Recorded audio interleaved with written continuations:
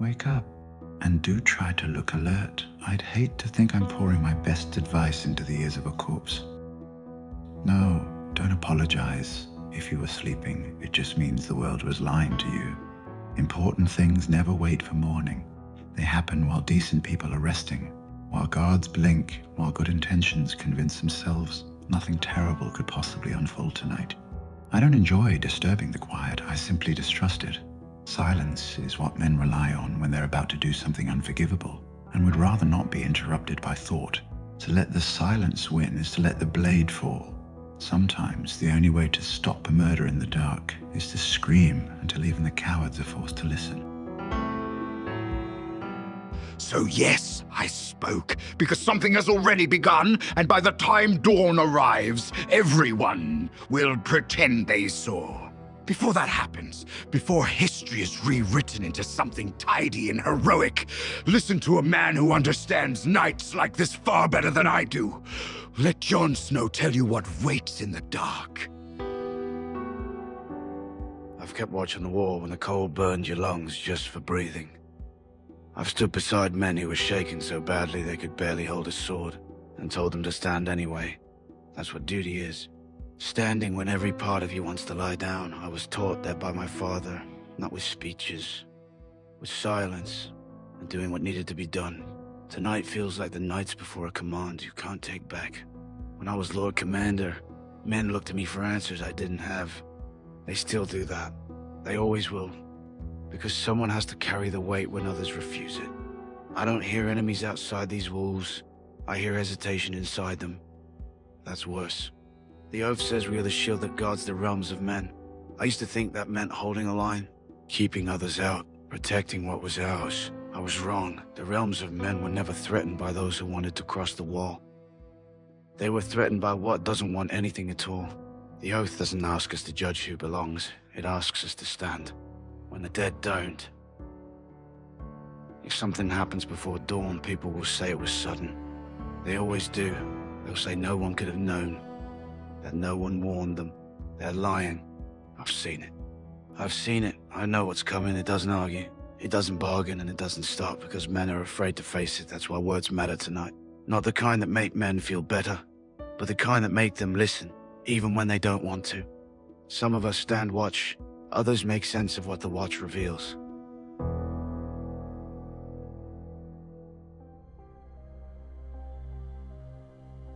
If one insists on reducing our long misery to a single sentence, I suppose it would be this. Too many men wanted to be heroes, and far too few were willing to be responsible. Forgive the noise earlier. I rarely raise my voice unless surrounded by fools, which unfortunately has been most of my life. Still, tonight demands speech. Silence would be a greater crime than rudeness. The realm is restless. You can feel it.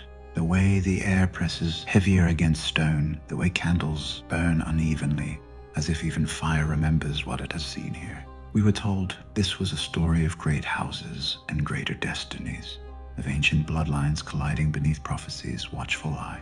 Fire against ice, light against darkness, a comforting lie, simple enough to survive.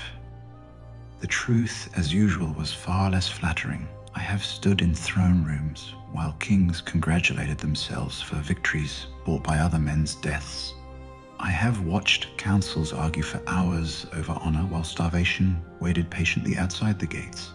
I have seen justice discussed as if it were a luxury, something to be enjoyed in times of peace and abandoned the moment it became inconvenient, and I helped maintain the illusion. That is my first confession. I spoke cleverly when I should have spoken carefully. I believed that intelligence alone could restrain power, that a well-placed word might succeed where swords failed.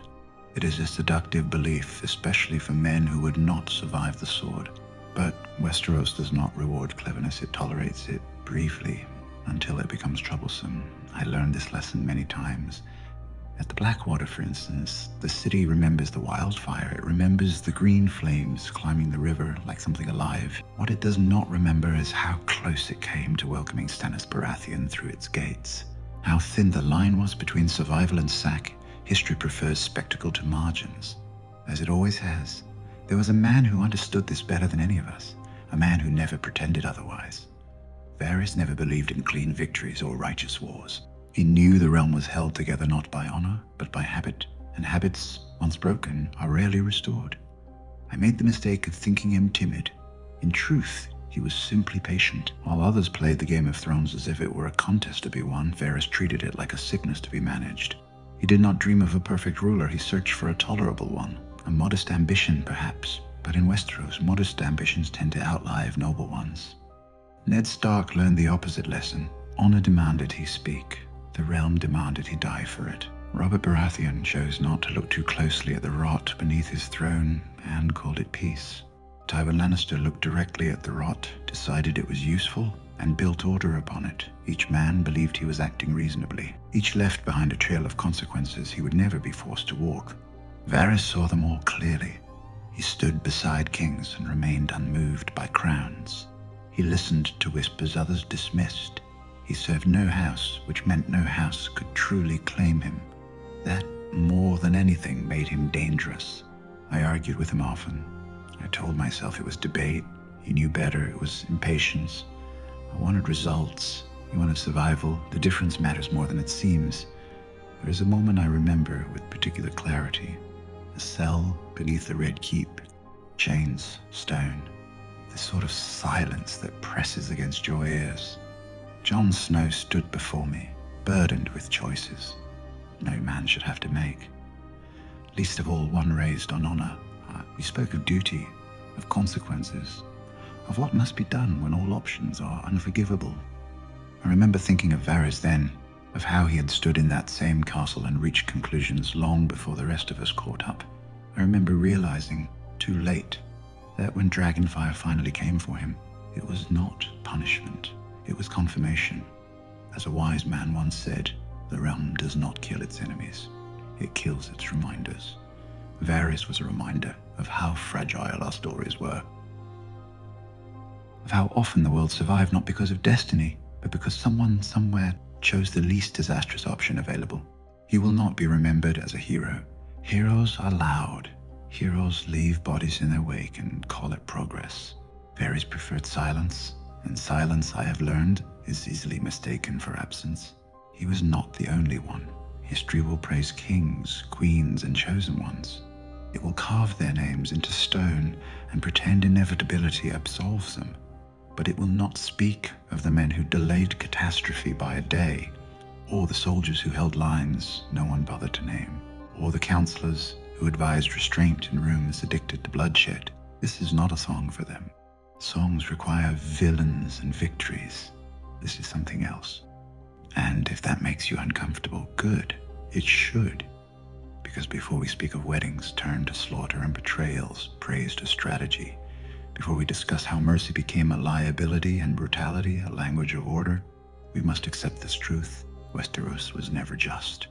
It was merely efficient until it wasn't.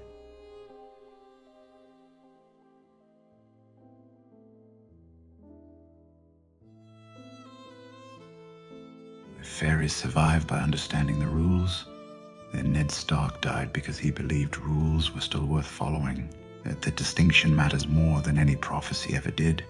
Ned Stark entered King's Landing as if it were merely a larger Winterfell, dirtier, louder, but governed by the same invisible agreements. He believed men respected law even when they broke it, that oaths, once spoken, carried weight even when inconvenient. The capital found these assumptions nostalgic. King's Landing does not reward nostalgia. It uses it as bait. From the first council meeting, the signs were unmistakable. A master of coin had joked about debt as if numbers were suggestions. A master of whisperers who warned without insisting. A king who mistook boredom for peace and absence for stability. Robert Baratheon sat the Iron Throne like a man waiting to be excused from his own feast. A wise man once said that the most dangerous kings are not cruel ones, they are tired ones. Robert had conquered a kingdom and then abandoned it to routine. He drank while the crown drowned in debt. He laughed while his heir learned cruelty by example. He hunted boars instead of truths and trusted tomorrow to repair what today ignored. That is not neutrality, that is governance by neglect. and neglect is a form of violence Westeros understands very well. Ned saw the rot and assumed it offended everyone equally. It did not. Some had learned to live with it. Others profited from it. A few had mastered it. When Ned discovered the truth of Joffrey's birth, history would later describe it as bravery. I would describe it as the last moment. The realm offered him a choice. He could have acted decisively. He could have moved quietly. He could have played the game as it existed, not as it ought to have been. Instead, he chose mercy. He warned Cersei, gave her time, allowed himself to believe that compassion might spare children, that honor might restrain ambition. He treated mercy as a shared language. It was not. Mercy only functions when both sides fear its withdrawal. Cersei feared nothing except losing. She did not flee. She prepared. Ned trusted the City Watch because gold cloaks wore gold. He trusted Littlefinger because cleverness sometimes disguises itself as loyalty. He trusted oaths because he had lived in a place where words still mattered. Each trust was misplaced for the same reason King's Landing does not punish betrayal. It rewards it efficiently. The coup failed not because Ned lacked truth, but because truth arrived without teeth. The gold cloaks turned, the throne room filled with steel, and suddenly, honor discovered its most fatal flaw. It does not bleed for you. Then came the execution. Much is made of Joffrey's madness, and most of it is deserved.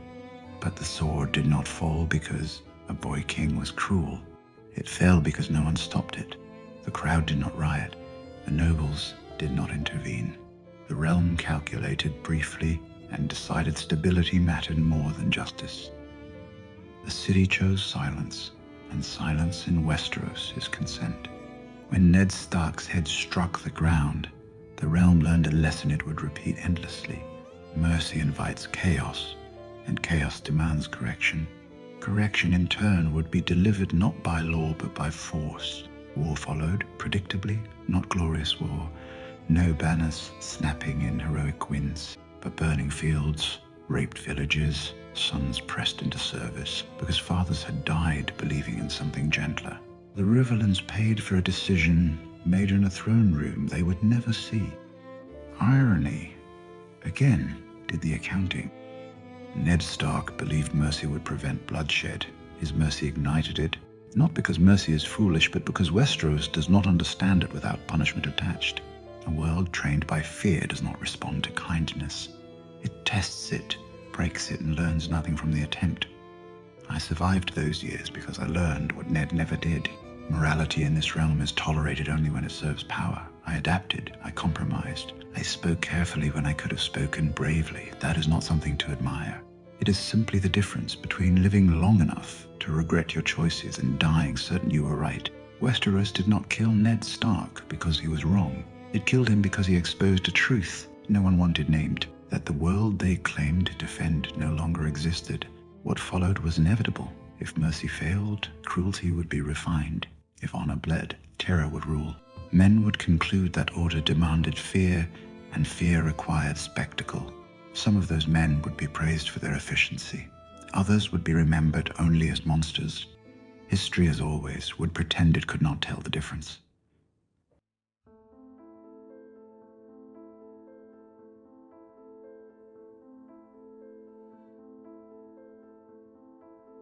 After Ned died, the realm did not collapse.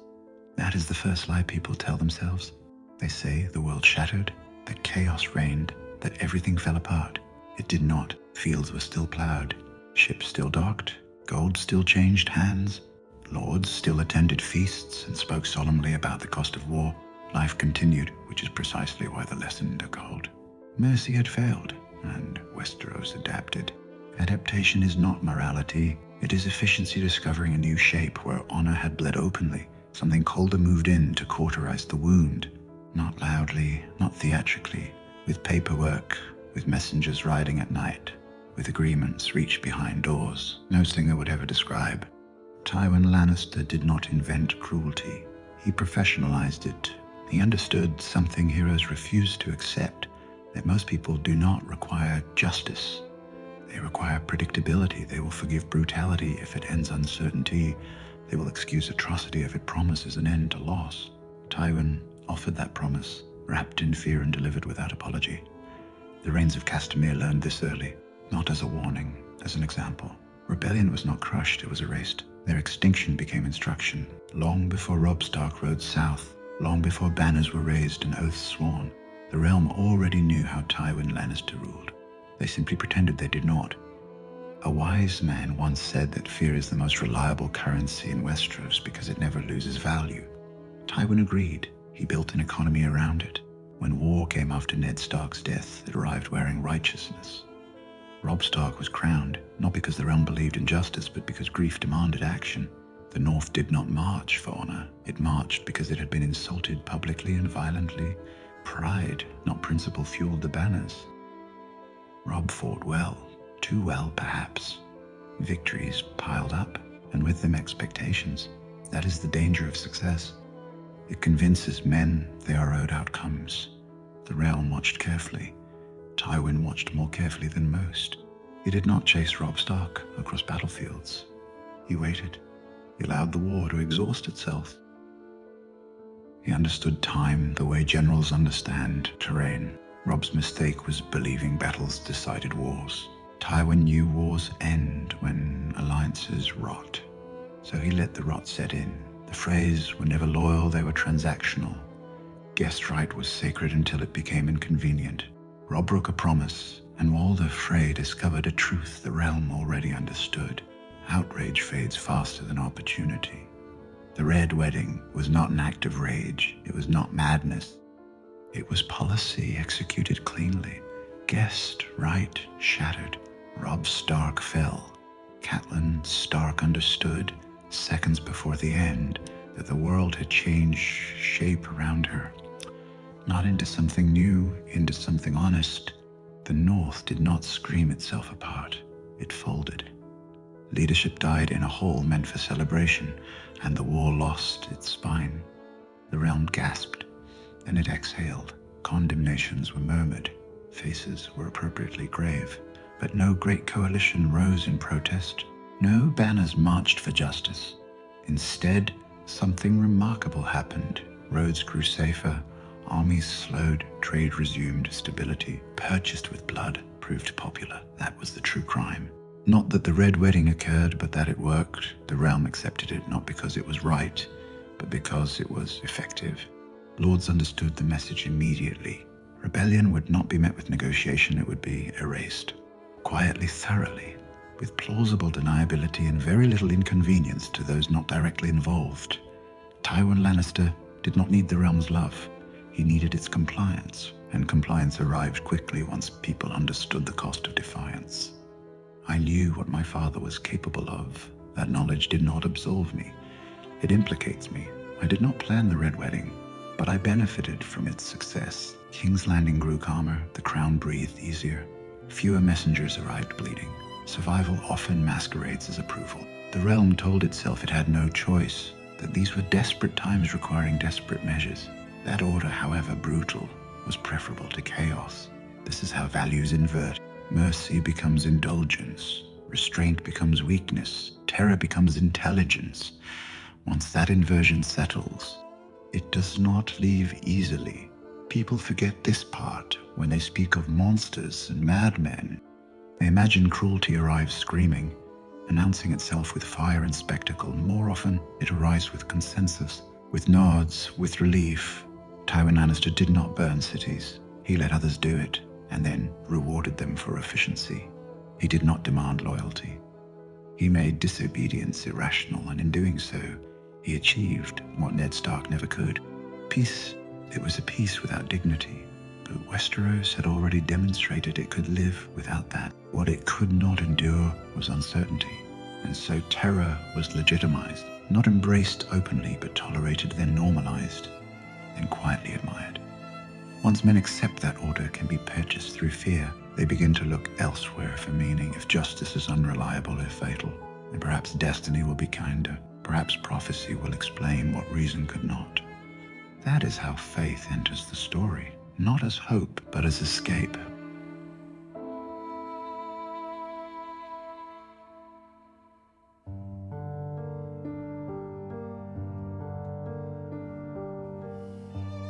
After the Red Wedding, the realm did not celebrate. It reassured itself. Peace returned, or something resembling it. Roads cleared. Ravens flew with fewer desperate messages. The screaming receded to the edges of memory, where inconvenient sounds are stored.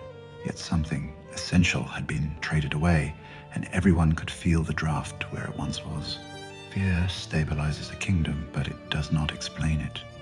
People endure brutality when they believe it is temporary. They accept terror when it promises an end. But once order becomes routine and cruelty becomes policy, a question surfaces that no army can silence. Why are we still doing this? Justice had already failed. Honor lay buried beside Ned Stark. Fear had done its work. Now the realm needed meaning, something that did not require choice, because choice had proven disastrous. That is when destiny arrives. Prophecy does not enter screaming. It drifts in quietly, like incense, like certainty disguised as wisdom. Old texts are rediscovered, ancient phrases repeated with new urgency. The words chosen and promised gain weight, not because they are true, but because they are comforting. As a wise man once said, when men are tired of responsibility, they start listening to gods. Prophecy is not dangerous because it predicts the future. It is dangerous because it excuses the present. It transforms decision into obligation, murder into necessity, failure into misinterpretation rather than error. Once you believe the ending is written, anything becomes permissible on the way there. Westeros had always loved its myths, but now it needed them. The realm had accepted terror as governance. Prophecy arrived to justify it. Together they formed a perfect partnership, fear to enforce, destiny to absolve. No one embodied this marriage more cleanly than Stannis Baratheon. Stannis did not hunger for love. He did not crave admiration. He did not even particularly enjoy power. What Stannis needed was correctness. He believed law was sacred and that deviation was sin. Where others compromised, Stannis calcified. The throne was his by rule, therefore he must sit it. Not because he would rule well, but because the world should function as it was meant to. When Melisandre arrived, she did not change Stannis. She gave him vocabulary. Fire does not negotiate. Fire declares. It reduces complexity to ash. In its flames, Stannis found confirmation, not guidance. Visions danced, vague and malleable, shaped conveniently around desire. The prince that was promised, Azor High Reborn, words ancient enough to resist scrutiny. Prophecy does not require clarity, only conviction. Burnings began modestly. Criminals first. Enemies next. Each justified not as cruelty, but as investment. Sacrifice framed a strategy, blood traded for victory. And when victory failed to arrive immediately, the answer was obvious: not enough blood.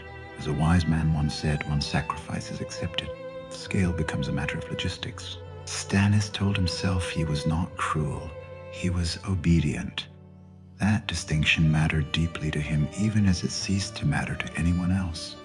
Responsibility dissolved into ritual, choice into command. Then came Shireen.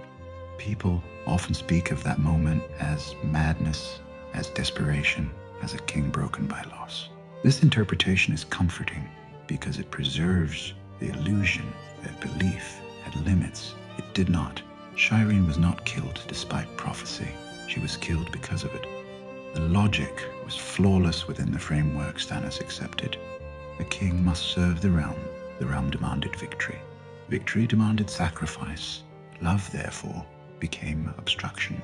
Faith did not fail Stannis Baratheon. It succeeded perfectly. The fire burned. The child screamed, and the gods remained silent, as they always do when asked to justify human certainty.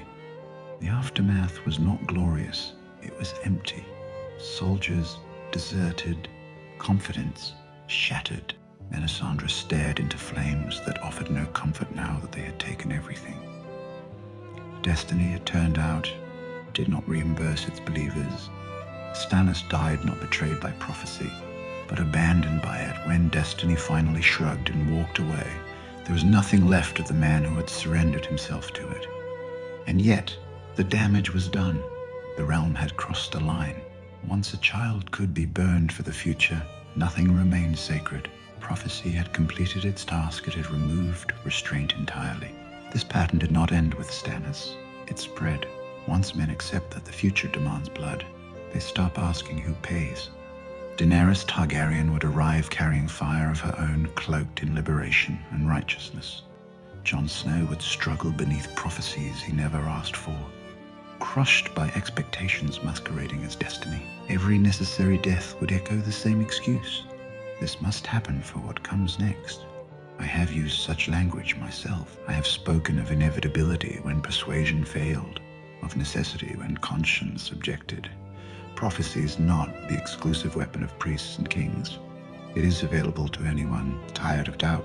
As a wise man once said, certainty is far more intoxicating than truth.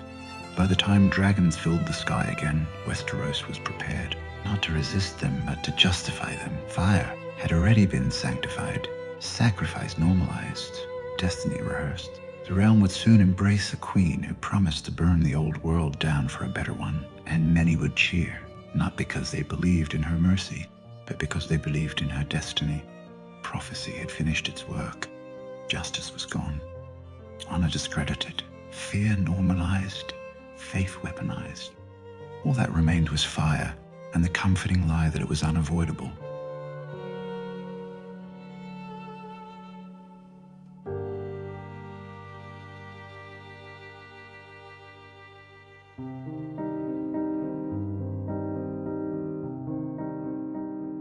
Fire. It had not returned to Westeros as a surprise. It returned as a confirmation. By the time Daenerys Targaryen crossed the narrow sea in the minds of men, the realm had already rehearsed its acceptance. Fear had been normalized, sacrifice justified, prophecy weaponized. Fire, once an abomination, had been taught to speak the language of necessity. Daenerys did not introduce a new morality.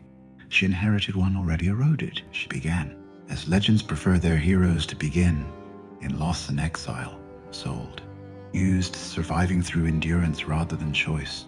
The dragons were not born from ambition, but from grief and desperation, a funeral pyre that answered pain with miracle that origin mattered, because it framed everything that followed. Fire did not feel like a weapon to her. It felt like proof that suffering had meaning. The titles came quickly: Breaker of Chains, Mother of Dragons, Issa. Each name solved a problem she did not yet know she would have. They turned disagreement into blasphemy. It is difficult to argue with liberation without sounding like a defender of chains. Her early victories were real. Slavers were overthrown, chains broken publicly. Cities fell not because her armies were vast, but because her cause was righteous enough to recruit from within. That righteousness mattered. It fed her certainty. It made violence feel corrective rather than cruel. In Astapor, she did not negotiate, she destroyed. The masters were killed, the unsullied freed. The crowd cheered. Justice appeared immediate and total. No appeals, no trials, no patience. Fire spoke, and the city obeyed. In Yunkai, she offered mercy on her terms. When resistance persisted, she escalated. In Meereen, she crucified masters along the road. 163 bodies answering, the death of children with symmetry rather than deliberation. It felt balanced. It felt fair. It was also instructive. Punishment became spectacle. Violence became message. Mercy, when offered, was conditional on gratitude. Those who accepted her rule were saved. Those who resisted were examples. This is where liberation begins to rot. Justice, once theatrical, must keep escalating to maintain authority. The crowd grows accustomed. The fear dulls. The ruler is tempted to sharpen it again. What begins as righteous becomes habitual. I joined her believing intelligence could temper conviction. I told myself that advising a queen was safer than opposing one. That words could slow fire, that I could guide history rather than be crushed beneath it. That was my mistake. Daenerys listened, until listening conflicted with certainty. She tolerated counsel until counsel introduced doubt. Doubt, in her world, was betrayal wearing politeness. Meereen exposed the limits of her approach. Slavery was abolished. Chaos followed. The economy fractured. Old powers resisted quietly. Violence continued, now without chains to explain it. She responded as she always had, harder measures, stricter enforcement, fewer questions. Every failure was interpreted not as misjudgment, but as insufficient resolve. As a wise man once said, when a ruler believes herself good, she stops checking her reflection. The dragons grew, so did their authority. They ended debates without argument. They enforced belief without explanation. Each time they were used, the lesson repeated itself. Fire works. Opposition stopped speaking publicly. Advisors grew cautious. Silence returned. The same silence that had watched Ned Stark die, that had accepted the Red Wedding, that had learned not to intervene when terror proved effective. The pattern was familiar. Only the banners had changed. Losses mounted, dragons died, friends fell. Each loss narrowed her world. Each betrayal, real or perceived, tightened her grip. Compassion began to feel expensive, mercy uncertain, fire reliable. When she finally sailed west, she did not bring hope to a wounded realm. She brought resolution to one already resigned. Westeros did not fear her because she was foreign. It feared her because it recognized her. She was the logical conclusion of its own education. King's Landing had learned to accept atrocity as governance long before her arrival. It had watched children burned for prophecy. It had accepted mass murder as strategy. It had applauded terror when it ended war. So when bells rang and the city surrendered, the moment demanded restraint. Restraint had never been the realm's strong suit. What followed was not madness in the way singers prefer. Sudden, irrational, inexplicable. It was acceleration. A belief system finally unburdened by contradiction. Fire unleashed, not in anger, but in certainty. The city burned because it could. Because fire had always worked before, because no one had ever stopped it in time. The people screamed, history watched, and the lesson completed itself. Daenerys Targaryen did not break the world. She proved what it had become.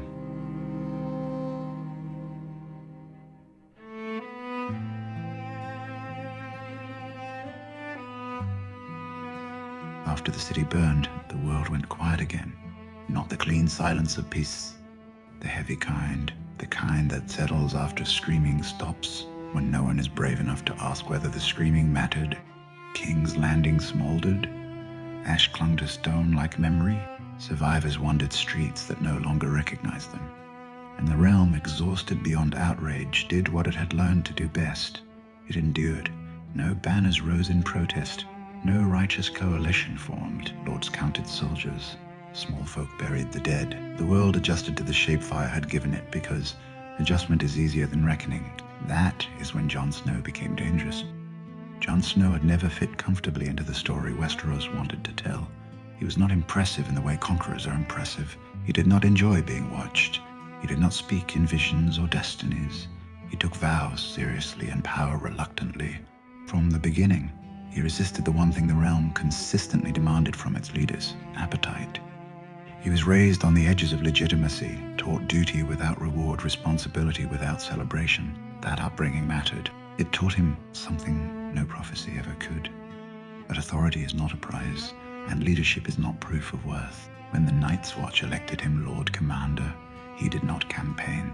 When the North named him king, he did not argue. But neither did he cling. Each time power found him, it did so against his will. Each time, it disappointed those who expected ambition to follow. Prophecy hovered around him like an accusation. The prince that was promised, Azor, a high reborn, a man brought back from death, marked by fate. The world wanted him to mean something. Jon never agreed. He returned from death without revelation, no visions, no certainty. Only memory of betrayal, of pain, of how quickly vows become inconvenient. Resurrection did not crown him, it emptied him. That emptiness mattered when Daenerys arrived. At first, he believed in her. Many did. She spoke the language the realm had been craving: justice, liberation, renewal. She carried fire. Yes, but fire had already been sanctified long before she reached Westeros. Dragons did not frighten a world that had learned to justify burning. Jon did not fall in love with her power. He respected her resolve. He admired her certainty. mistaking it for clarity. That mistake would cost the city everything. When King's Landing surrendered, the war should have ended. Bells rang. Gates opened. The city yielded. This was the moment history would later fracture over. The pause where restraint was still possible. Daenerys chose otherwise. The destruction that followed was not chaos. It was methodical. Streets burned block by block. Civilians died because they were present, because fire does not differentiate once unleashed. The Iron Throne did not melt as a symbol. It melted as a byproduct. Jon watched it happen. He did not shout commands. He did not ride away. He saw what certainty looks like when it stops asking permission. And for the first time, prophecy lost its grip on him entirely. He confronted her in the ruins, not as a rival, not as a hero, but as a man asking a question that no longer had a safe answer. She spoke of future wars, of necessary deaths, of a better world built on obedience. The language was familiar. Westeros had heard it before.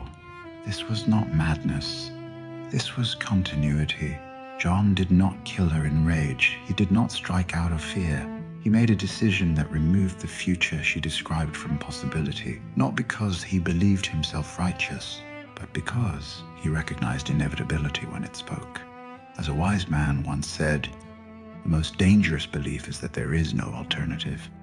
The act itself was quiet, no spectacle, no witnesses to applaud or condemn. Fire had already taught the realm enough about grandeur. This moment required none. What followed was not justice. It was negotiation. Grey Worm demanded punishment.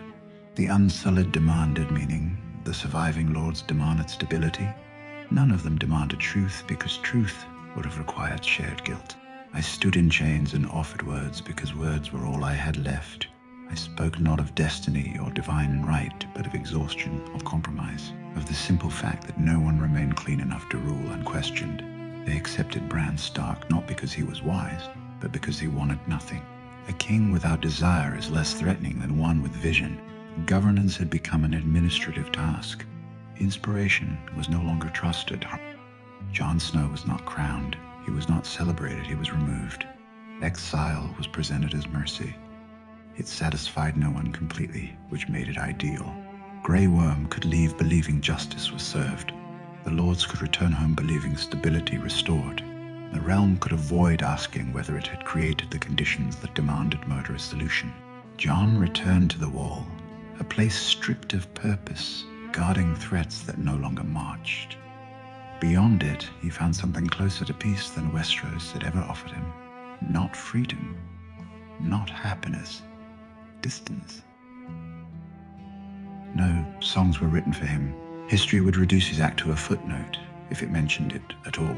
That is how Westeros treats refusals.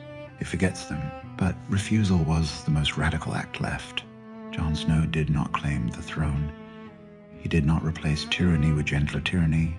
He ended a cycle by stepping out of it. He accepted exile rather than justification, silence rather than applause. The realm survived not because he saved it, but because he declined to rule it. And history, predictably, would struggle to understand that.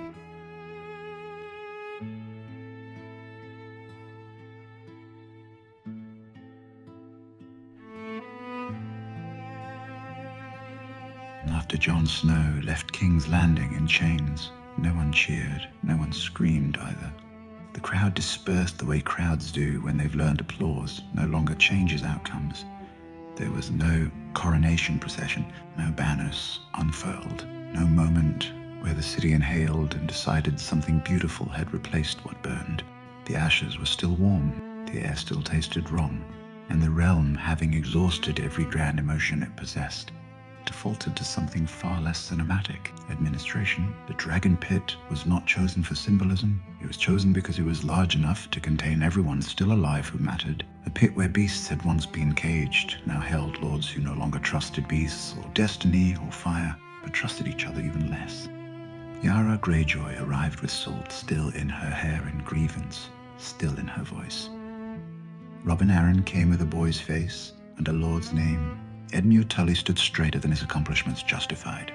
Samwell Tarly came with books and apologies. Davos Seaworth came with no illusions whatsoever. Brienne stood in armor that had outlived too many vows. And Sansa Stark arrived not as a girl from the north, but as someone who had learned painfully that survival and wisdom often look identical from a distance. Grey Worm stood across from them all, armed and unmoved. His queen was dead. His army was intact. His patience was gone. There was no authority in the pit. That was the first thing everyone noticed, and no one said aloud. No throne, no crown, no banner that could silence conversation simply by existing. Just people, tired people, dangerous people, survivors. They had come not to crown a king, but to prevent another war. That distinction mattered more than any speech I would later give. Jon Snow was their immediate problem, not because of what he had done, but because of what he represented. A man who had killed a queen and refused to claim what he had removed. A man who had ended absolute power and declined to replace it. Westeros had no language for that. A man who had ended absolute power and declined to replace it.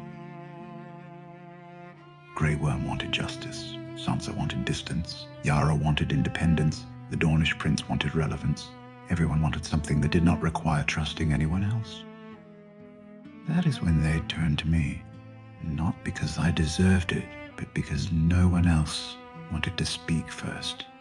I spoke of stories, of memory, of the way people follow meaning more readily than law. I said Bran Stark should be king because he carried the world's history inside him, because he remembered what others forgot, because stories bind people better than fear ever did. It sounded noble. It even sounded clever. The truth was simpler. Bran Stark had no army. He had no heirs. He had no hunger.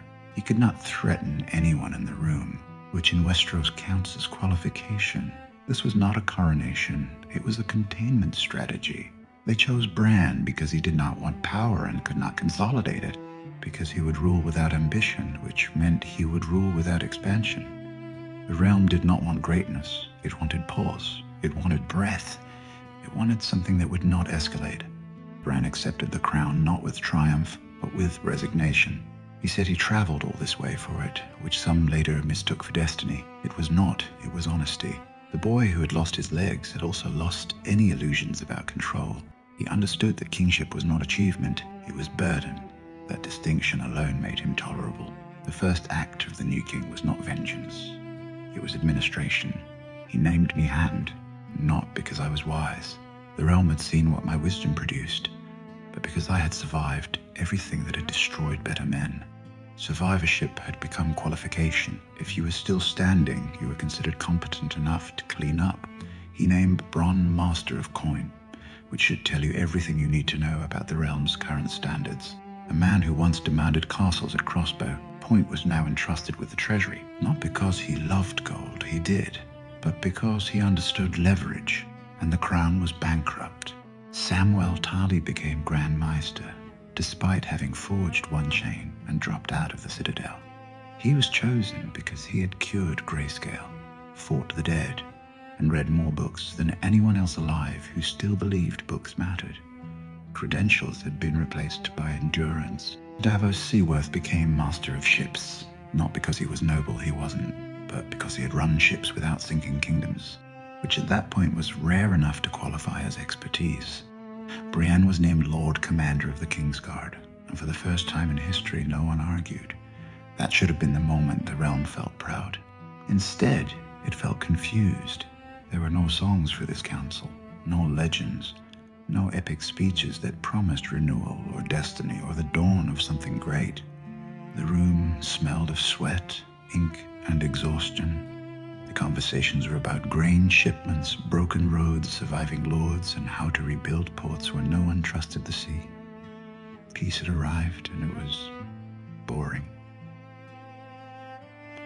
People do not like boring endings. They want fire or triumph or tragedy, something with shape and meaning and punctuation. What they received instead was committee. The North refused to kneel. Sansa Stark stood before the pit and said it plainly. The North would be independent, not because of prophecy, not because of ancient right, but because it had bled enough, and because no one in the pit had the energy left to argue convincingly otherwise. Bran accepted it. That was new. Every king before him would have protested, would have negotiated, would have threatened. Bran did nothing. He nodded and said the North could be free. No banners rose in rebellion, no armies marched south, no dramatic speech about unity was delivered. The realm accepted the loss of half its territory because everyone understood something instinctively enforcing unity costs blood, and blood was no longer fashionable. That, more than any decree, marked the end of empire. Dawn never says anything until it matters. The Riverlands asked for aid. The Reach asked for grain. The Vale asked for isolation. Everyone wanted something smaller than a crown. That was new too. No one spoke of destiny. No one invoked prophecy. No one asked what the gods intended. No visions were consulted. No ancient bloodlines were referenced. For the first time in recent memory, power was distributed without divine justification. It terrified people. The realm had spent years believing that legitimacy came from prophecy, conquest, blood, or dragons. Now it came from agreement. Temporary, fragile, unspectacular agreement. A king elected by exhausted nobles in a pit where dragons used to scream. No wonder people felt disappointed. They had wanted meaning. They received maintenance. I began rebuilding a city that no longer trusted fire and barely trusted leadership. King's Landing had burned not once but repeatedly. Wildfire, riot, siege, dragonfire. Its streets were layered with catastrophe. The people were not angry anymore. They were tired in a way that survives anger and grows heavier after hope. They did not want justice. They wanted stability. I learned quickly that ruling after apocalypse is not heroic. It is logistical. How many grain wagons can reach Flea Bottom before winter? Which bridges can be repaired with what remains of the treasury? Which lords are too weak to rebel but strong enough to obstruct? Which soldiers need pensions instead of parades? Every decision felt small. Every decision mattered, and none of them would be remembered. This is the part of history no one writes songs about. The years where nothing dramatic happens because people finally understand the cost of drama. Where kings do not expand borders but stabilize them.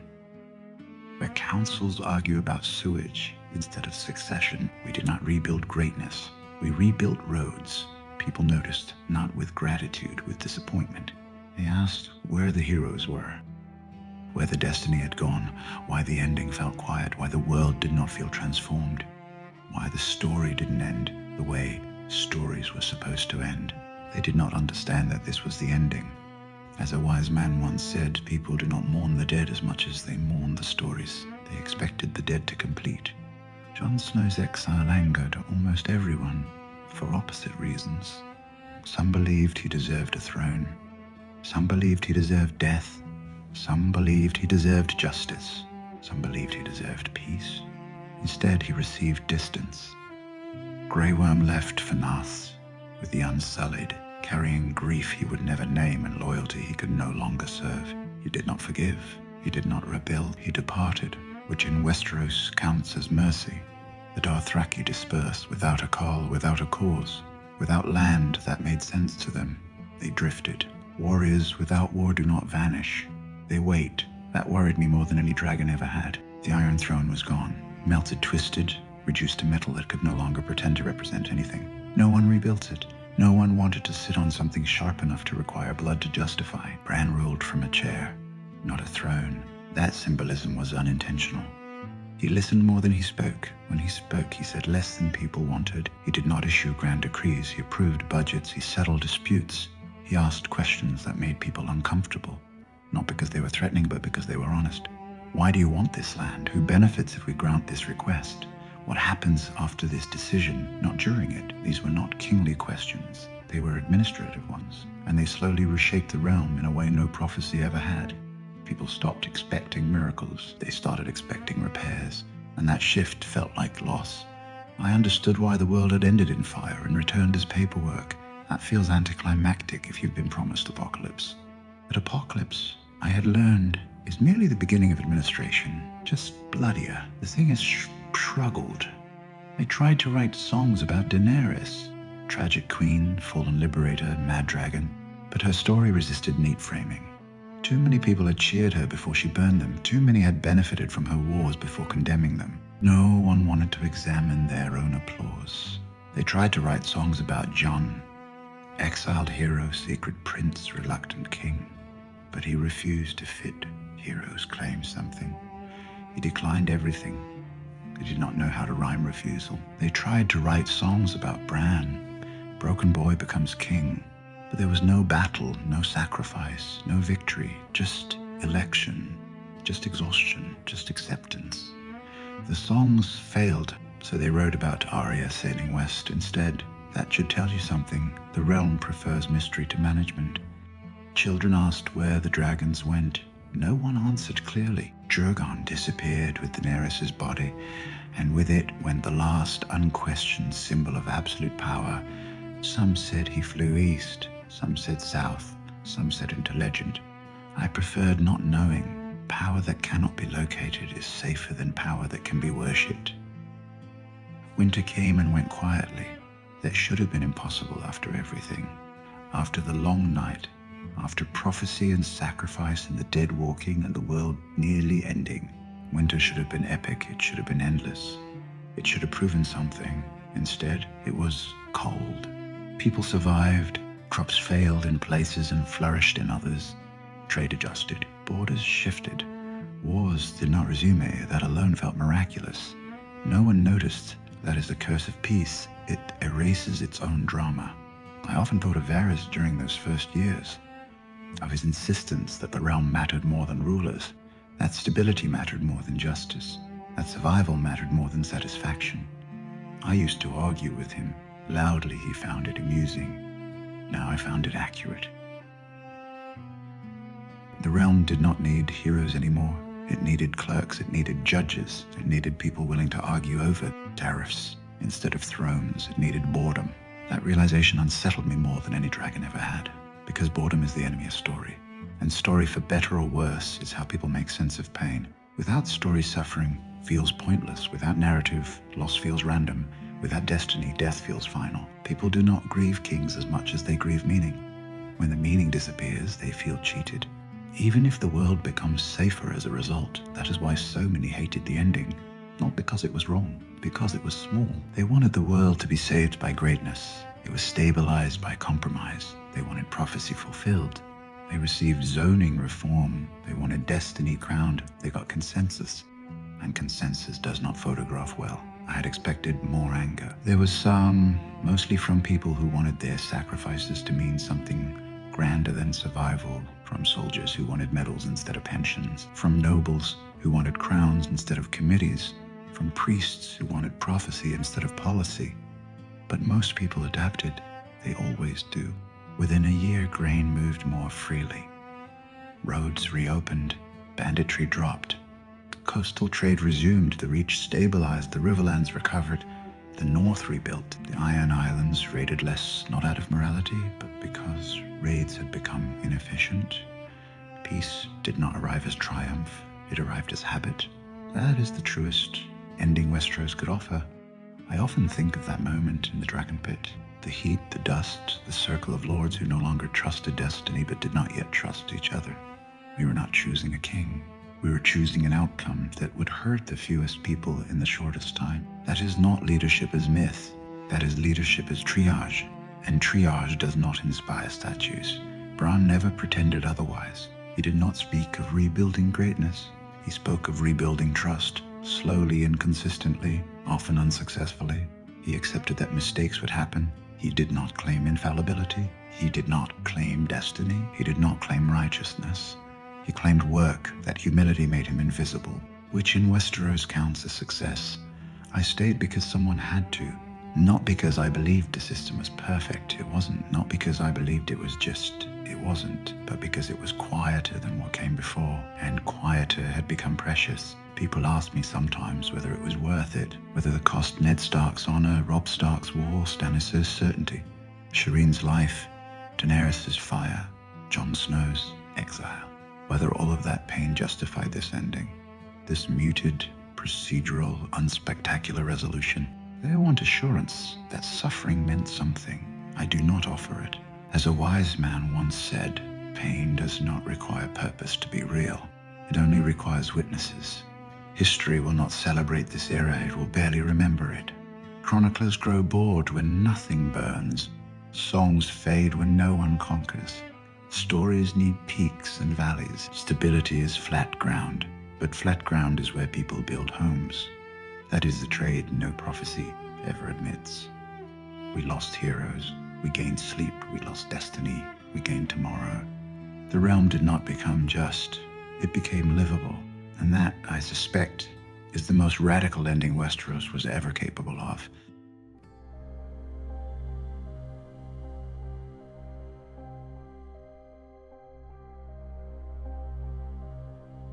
History insists the world was saved by kings. It always does. It prefers crowns, because crowns photograph well. They sit still long enough to be carved into stone. They glitter under sunlight. They look like conclusions. But wars are not won by conclusions. They are won by accumulation, by hours, by mistakes, by people surviving longer than expected, by knowledge arriving minutes before extinction, and pretending afterward that it had always been there. The long night did not end because a prophecy completed itself. It ended because the world stalled just long enough for someone ordinary to do something useful. That is not a story bards like telling. They prefer Arya Stark's leap, and it deserves its place. But that blade only mattered because someone knew where to point it, and someone else knew it would work. And someone else survived long enough to explain why none of those people wore crowns. The first man in recorded history to kill a White Walker was not a hero. He was terrified, he was overweight, he was alone. He was north of the wall, surrounded by dead men who had stood up again, shaking so badly he could barely lift his hands, praying for a miracle he did not believe in. And when the creature came for him, he stabbed it with dragonglass because it was the only thing he had. Samwell Tarly did not kill that walker because he was brave. He killed it because he was ignorant enough not to know how impossible that was supposed to be. That distinction matters because bravery implies intention. Sam survived by accident, panic, and the refusal to die quietly. And in Westeros, that combination saves more lives than courage ever has. After that moment, the world did not change immediately. No banners were raised, no ravens flew, no council met. Sam did not return south as a savior. He returned as a survivor, and survivors are rarely believed. He survived the fist of the first men, where the Night's Watch lost so many men it had to pretend the battle never really happened. He survived Craster's Keep, where the enemy was not undead but human. Mutineers who discovered that desperation rots loyalty faster than hunger. He survived Hardhome, where Jon Snow watched entire villages disappear into screaming fog and understood too late that the enemy did not conquer. It harvested, and Sam remembered everything, not just the terror, the details. The way dragonglass shattered White Walkers, the way fire slowed the dead, the way they raised the fallen, the way water no longer protected the living, the way fear arrived before sound, the way entire settlements could vanish without leaving enough bodies to mourn. When Sam reached the Citadel, he did not arrive as a warrior. He arrived as an inconvenience. The Maesters laughed at the Night King, dismissed magic, archived apocalypse, treated the long night the way comfortable men treat disasters that have not yet knocked on their doors. As folklore, exaggeration, metaphor, they had scrolls older than kingdoms, yet still believed the world obeyed rational limits, because rational limits made them feel safe. Sam did not argue philosophy. He read. He found references to dragonglass weapons buried beneath Dragonstone. He found accounts of Valyrian steel blades cutting through creatures no ordinary swords could touch. He found proof that dragonfire could kill White Walkers. He found enough corroboration to terrify himself into certainty, which is the only kind of certainty worth trusting. And when he returned north, he did not arrive with glory. He arrived with instructions. Dig here.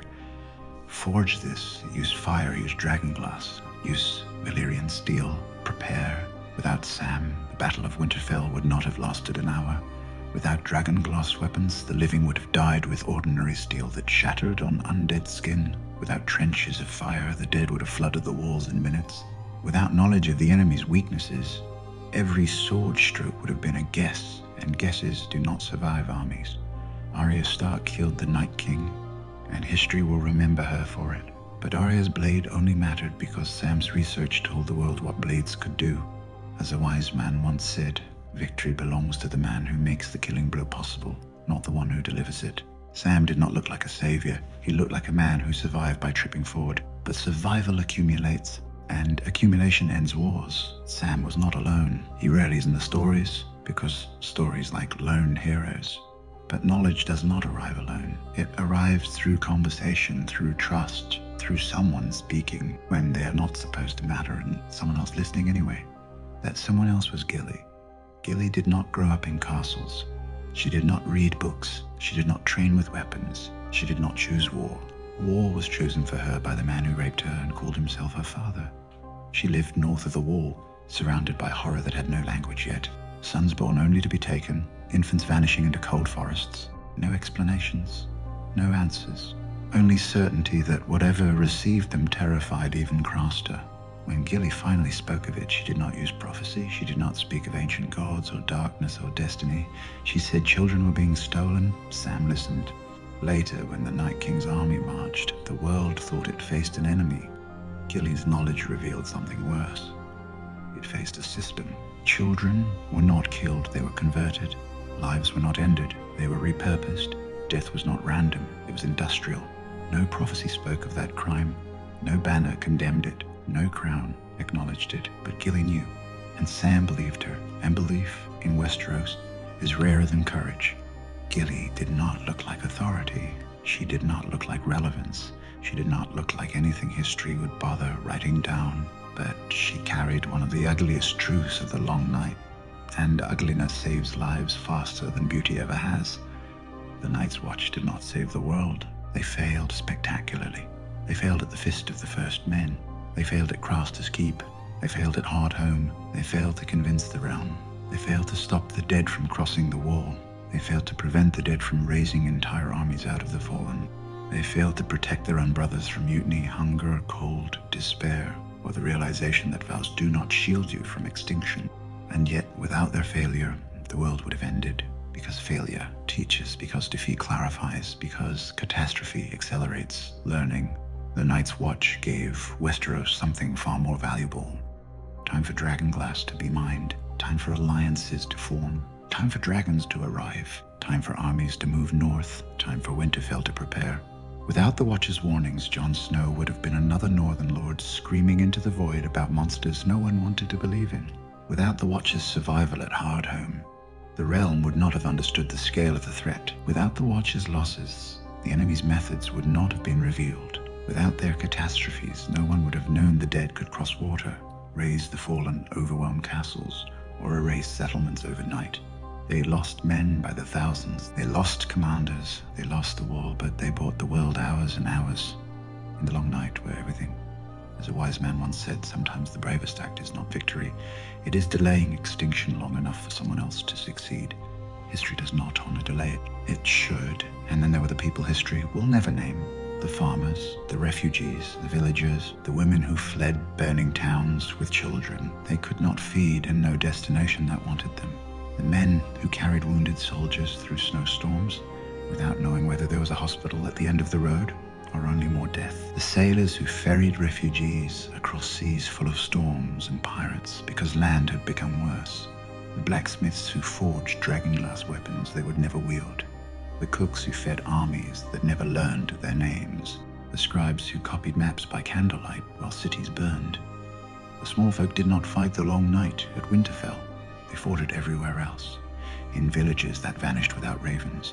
In roads clogged with refugees. In burned fields that still had to produce food. In ruined ports that still had to ship grain. In houses where parents told children stories to stop them from screaming when the sky glowed blue at night. They were not heroic. They were persistent. And persistence, unlike courage, scales. The long night was not a battle. It was attrition, and the small folk were its front line.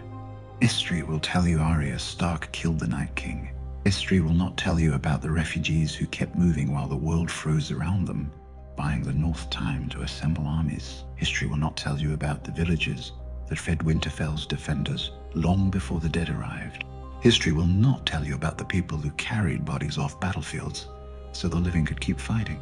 History will not tell you about the thousands who died anonymously just to keep roads open.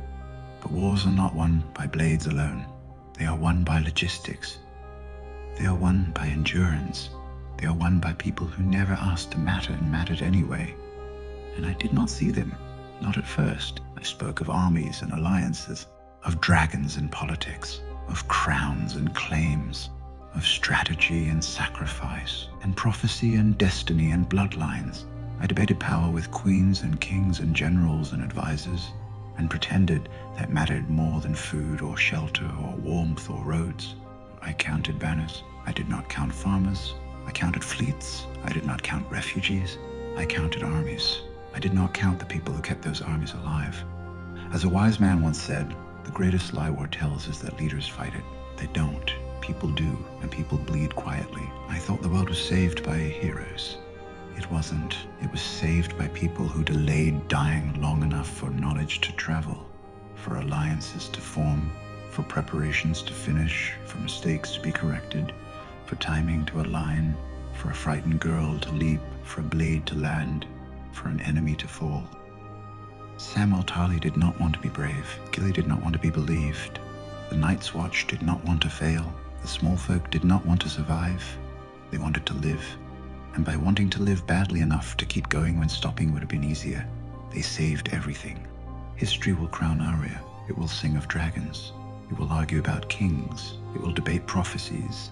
It will carve statues to greatness, but it will not carve statues to hesitation or endurance or preparation or logistics or reading in candlelight while the world laughs or listening to women no one respects or surviving long enough to matter by accident. As a wise man once said, the most important work in the world is almost always done by people who never look important doing it. The long night did not end because destiny arrived. It ended because the wrong people survived long enough to learn the right things, and history hates that kind of ending.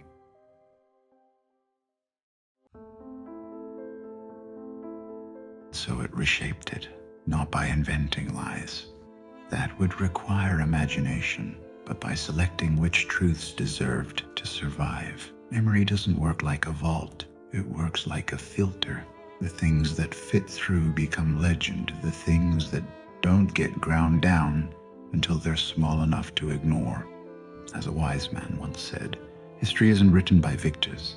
It's written by people who want the story to stop hurting. And nothing about the end of the war stopped hurting. The dead fell. Yes, the sun rose. People breathed again. But the way the world survived refused to cooperate with every story Westeros had rehearsed for centuries. There was no promised king, no divine intervention, no prophecy that closed cleanly enough to feel intentional, no victory that felt earned instead of accidental. There was only interruption, a frightened girl in a hallway, bleeding, running, hunted by something older than memory, carrying a blade that only worked because someone no one respected had read the right scroll at the right moment. That isn't a story that survives intact. It's too strange, too procedural, too undignified. So the world kept Arya and discarded the machinery behind her. That is how history functions. It preserves outcomes and deletes processes. In the north, grief followed victory like shadow follows flame. Winterfell filled with banners and scars and empty rooms. Soldiers drank because they lived. Mothers searched because their sons didn't. Fathers rebuilt houses on foundations warmed by blood and ash. And with every retelling, the war became cleaner. At first, people said, half our army is gone. Later, they said we lost many. Then we suffered. Then we endured. Then we prevailed. The dead vanished from language before they vanished from the ground. Memory doesn't disappear. It simplifies. The first thing to vanish was the Night's Watch, not physically. They were already dying, but narratively. They warned the realm. They froze at the fist of the first men. They were butchered at Hardhome. They were betrayed at Craster's Keep. They begged kings, lords, councils, and anyone with ears to listen. They begged Jon Snow. Then they begged the world, and when the war ended, they became an embarrassment. Failed institutions don't survive peacetime stories. They imply vulnerability. They complicate victory. They suggest the world nearly collapsed without anyone in charge noticing. So the Watch became a relic, a curiosity, a forgotten order guarding a wall that no longer existed. Hardhome became a tragedy. The Fist became a defeat. Craster's Keep became mutiny. No chronicle lingered on the men who froze holding lines that bought hours. or the commanders who died screaming warnings that arrived too late. And then there was me. History will simplify me aggressively. I wasn't innocent. I wasn't wise. I wasn't prophetic. I wasn't brave. I wasn't brave. I was occasionally useful, frequently wrong, and catastrophically lucky.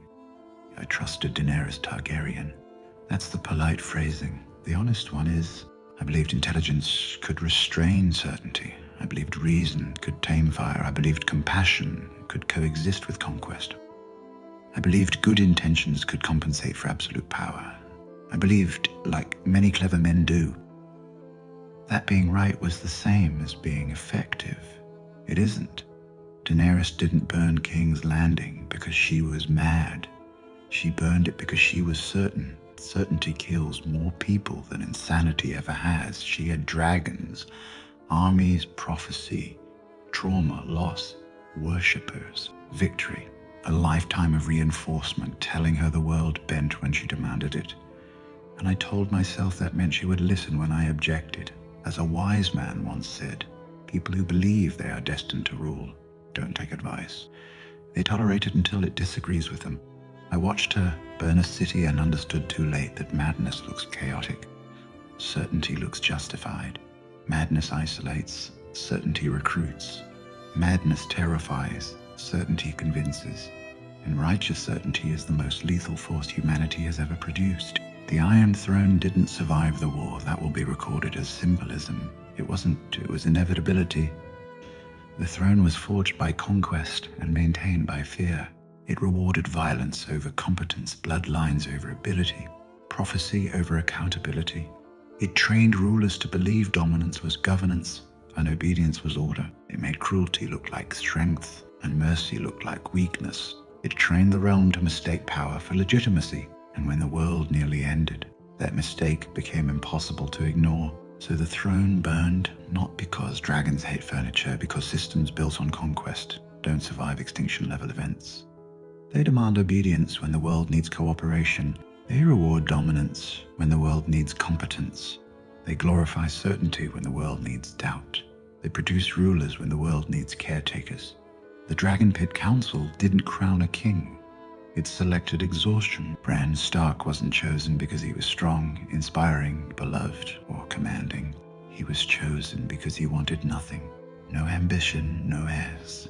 No hunger, no fear, no cruelty, no desire, no capacity for tyranny, no capacity for joy, no capacity for glory. He was the first ruler in Westeros history, selected because he lacked the qualities rulers traditionally possess, and history will frame it as wisdom. It wasn't. It was fatigue. Fatigue chooses peace the way drowning men choose air, not because it's perfect, but because anything else means death. The realm didn't heal. It rested. Healing requires reckoning. Rest requires forgetting. Westeros chose rest, and rest always comes with edits. The first edit was complexity. The second was responsibility. The third was failure. The fourth was cruelty. The fifth was truth. History can't hold cruelty without villains. It can't hold failure without blame. It can't hold complexity without patience. It can't hold truth without discomfort. So it reshapes. As a wise man once said, history isn't written by victors. It's written by people who want the war to feel worth it. And that may be the cruelest lie of all. Because if the war had been worth it, fewer people would be dead. And if fewer people were dead, fewer people would need lies to survive remembering them. So history chose comfort, and comfort chose heroes. And heroes replaced humans, and humans disappeared. And the world called that peace.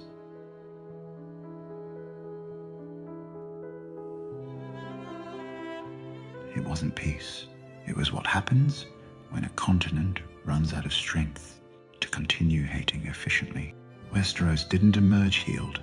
It emerged stabilized, the way ruins stabilize when no one has the energy left to knock them down further. People confuse that state with wisdom because it looks calm from a distance. The truth was messier. King's Landing was still burning long after the dragon left, not with flame, with disease, hunger, and the quiet violence that follows the collapse of authority. The city had survived conquest before. It had never survived annihilation of its own systems. The granaries were ash, the docks were wreckage, the streets were choked with bodies that no one could count quickly enough to bury safely. The gold cloaks were gone, dead or scattered. The guilds were shattered. The crown's treasury was theoretical. What remained was a city that had learned all at once. That power does not equal protection. People argued endlessly about Daenerys, Targaryen, about madness, destiny, blood, prophecy, grief. That argument was comforting because it focused on one person. Blame likes a face. Systems prefer anonymity. No one wanted to linger on the simpler failure. The city had never been built to protect civilians from its own rulers. There were no evacuation protocols, no shelters, no emergency authority, no chain of command designed for catastrophe. King's Landing had been designed for spectacle, taxation, and obedience, not survival. So when the bells rang, civilians were still there. Shopkeepers, children, prisoners, servants, surrendered soldiers, families who had nowhere else to go. Fire doesn't distinguish between the guilty and the available. It never has. Afterward, the realm treated the destruction like an aberration instead of a warning. They called it unprecedented, as if no city in Westeros had ever been sacrificed to pride before, as if Harrenhal hadn't been turned into a monument to arrogance, as if Castamere hadn't been erased for defiance, as if entire regions hadn't been burned slowly during Robert's Rebellion, the War of the Five Kings, and every conflict that came before. As a wise man once said, people call disasters shocking when they don't want to admit they were predictable. What followed wasn't justice, it was administration. Someone had to feed what remained of the capital. Someone had to restart trade without ports. Someone had to move refugees without roads. Someone had to prevent famine without money. Someone had to decide which neighborhoods were worth rebuilding and which ones would quietly disappear beneath weeds in memory. Those decisions determined who lived through the peace, and none of them were heroic. The council that met in the Dragon Pit didn't resemble the great councils of legend. It wasn't driven by vision or ideology. It was driven by exhaustion and fear of repetition. Every man and woman there had watched certainty turn lethal. Every one of them understood that another ruler driven by destiny would finish what the war had started. When Jon came to see me in the cell, I didn't speak to him as a strategist or a hand. I spoke to him as a man who had finally run out of clever answers. Jon had spent his entire life believing that honor could protect him from impossible choices. I took that belief apart carefully, not because I enjoyed it, but because it was already killing him. I told him the truth as plainly as I could manage. Love does not cancel responsibility. Loyalty does not erase consequence. Refusing to choose is still a choice. He listened the way men listen when they know the decision has already been made somewhere inside them and they're just waiting for permission to admit it. I did not tell him what to do. I made sure he understood what would happen if he didn't. That distinction matters more than people think. History will remember Jon Snow as a tragic hero, exiled for doing what had to be done. It will skip the part where the world forced a young man into a decision no one else was willing to make publicly. His punishment was not justice, it was convenience. Sending him north allowed the realm to keep its hands clean while pretending the problem had been resolved. Peace often demands a scapegoat. Jon was quiet enough to accept the role. I watched it happen and said nothing. That silence will follow me longer than any failure. Afterward, when the councils met and the records were drafted, I noticed something familiar. The story was already solidifying. Certain names were being emphasized. Certain moments were becoming symbols. Certain complexities were being shaved down to something easier to repeat. No one ordered that process. It simply happened. Sam wrote carefully, but even careful writing becomes selective over time. The Citadel prefers coherence. Contradictions make students uncomfortable. Ambiguity encourages debate. Debate slows institutions down. So the rough edges softened, the gaps widened, the uncomfortable truths slid into margins. I did not fight that process as hard as I should have. I told myself that people needed closure, that the realm required stability, that reopening wounds would only cause more suffering, that truth could wait until the world felt safer. Truth does not age well in waiting rooms. By the time it is convenient, it has usually been replaced. I think about Varys often, not the spider people imagine whispering behind walls and pulling invisible strings, but the man who believed so stubbornly in the realm that it became his religion. He had no illusions about rulers. He simply believed that minimizing harm was worth any personal cost. I argued with him endlessly, teased him mercilessly, dismissed his fears more times than I care to count. When he died believing he had failed. He hadn't. He was just inconvenient to the ending people wanted. There are moments now, quiet ones, when I wonder whether my survival was an accident or an indulgence, whether the world needed my voice or merely tolerated it because it was useful, whether history will treat me kindly or reduce me to a footnote with a clever line attached. I suspect the latter. That may be fair. I was not a hero. I was not a villain. I was not even particularly wise. I was the man who understood how stories worked and chose too often to make them smoother instead of truer. The world survived. That counts for something. But survival is not vindication. Westeros will go on. It will rebuild. It will argue. It will forget. It will convince itself that this time is different, that lessons were learned, that systems have improved. It will do what all civilizations do when they mistake continuity for progress. And someday, someone will notice familiar patterns forming again. When that happens, history will offer them comfort. It always does. Whether anyone offers them truth is another matter entirely. When the wars ended, there was no moment worthy of remembrance. No breath held, no pause that felt earned. The noise simply receded, leaving behind a stillness that pressed against stone and skin alike. Crowns returned to familiar heads as if they had merely been misplaced. And banners were raised again with the same confidence that had once led men into fire. Already, the singers were practicing verses that made everything sound inevitable. Already, the scribes were correcting chaos into coherence. Peace, I learned, has a remarkable talent for simplifying what nearly destroyed everything. History has always rushed to smooth the rough edges, and this time was no different. The final version would insist the world was saved by greatness, because greatness is easy to explain and even easier to forgive. Heroes translate well into stone, and destiny requires no footnotes. Messy survival, on the other hand, resists elegance. It forces uncomfortable questions about chance, fear, hesitation, and failure, and those questions do not age well. So history edits them out. What remains is a story people can admire without having to understand. That lie endured because it was useful. Believing the realm was saved by extraordinary figures allows ordinary cruelty to feel justified in retrospect. It reframes devastation as necessary sacrifice and makes obedience look like virtue. Prophecy played its part beautifully, narrowing thought rather than expanding it, giving certainty to people who desperately wanted permission. Once fate entered the conversation, responsibility quietly left.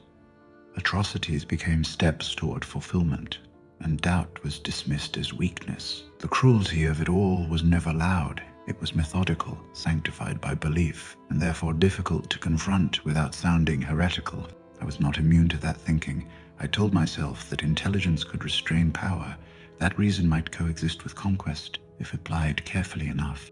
I believed moderation could guide force rather than be consumed by it, and I mistook proximity for influence. This is a common failure among clever men. We assume caution equals control, and forget that restraint only matters if those holding power share the desire to be restrained. Fire does not negotiate, and conviction armed with certainty does not pause to listen. By the time I understood that, the consequences had already been written into ash. The truth stripped of ceremony is far less flattering than the songs suggest. The world did not survive because the right person stood in the right place.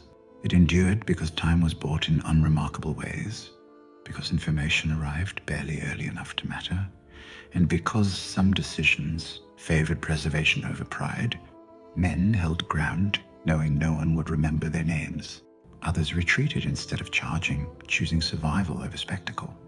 Many did the necessary work without ever believing it would be noticed, and history rewarded them with silence. That silence is mistaken for insignificance, though it is often the opposite. Varys understood this long before the rest of us. He was never interested in being remembered, which is precisely why his influence lasted as long as it did. While kings demanded loyalty and queens demanded belief, he concerned himself with balance. knowing that stability rarely announces itself. When I spoke to him in that cell, waiting for judgment that felt uncomfortably final, I imagined a future where only ashes remained to argue who had been right. At the time, it sounded like dark humor. Now it feels like an honest assessment of how history works. He accepted erasure because the realm benefited from his absence as much as from his presence, and he knew that visible power rarely survives scrutiny for long. Eventually, Westeros settled into peace, if one insists on calling exhaustion by that name. The realm did not become just. It became tired. Ambition dulled, cruelty lost its momentum, and people mistook the absence of catastrophe for wisdom. That was enough, it usually is. The story ended not with enlightenment, but with fatigue, and the survivors agreed to stop asking difficult questions in exchange for rest. So the final version will endure, polished and comforting, full of greatness and purpose. I will praise the figures that fit neatly into legend and quietly forget the rest. I have no illusions about correcting it. History rarely listens to those who complicate its conclusions. Still, before the book closes, one truth deserves to be spoken plainly. The world wasn't saved by greatness. It was spared by people history didn't find impressive.